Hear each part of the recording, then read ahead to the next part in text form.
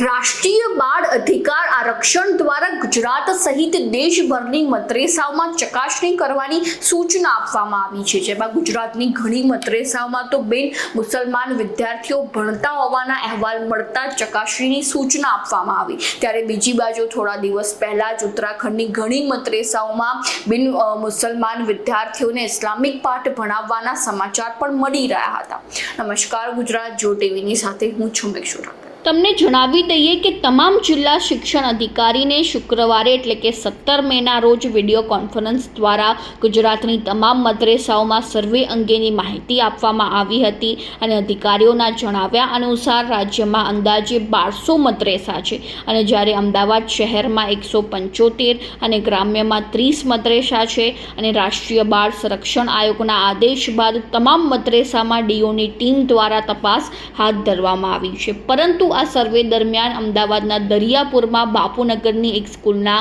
આચાર્ય સર્વે કરવા જતા ટોળાએ તેમના પર હુમલો કર્યો છે। આચાર્ય દરિયાપુરમાં આવેલા સુલતાનનો મહોલ્લોમાં સર્વે કરવા જતા તેમના પર હુમલો થયો છે ને વડોદરામાં મદ્રેસા સર્વેમાં વડોદરા શિક્ષણ વિભાગની 15 ટીમે સર્વે હાથ ધર્યો છે ને શહેરની 40 જેટલી મદ્રેસાઓમાં કામગીરી પણ હાથ ધરાઈ છે। રાજ્યમાં ચાલી રહેલી તમામ મદ્રેસાઓને લઈને મહત્વપૂર્ણ સમાચાર સામે આવ્યા છે, જેમાં ગુજરાતની તમામ મદ્રેસાઓમાં શનિવારથી જ સર્વેની કામગીરી હાથ ધરવામાં આવી છે, જેમાં સરકારી અને ગ્રાન્ટેડ તમામ મદ્રેસાઓનો સર્વે શરૂ કરવામાં આવ્યો, જેમાં શિક્ષણ વિભાગે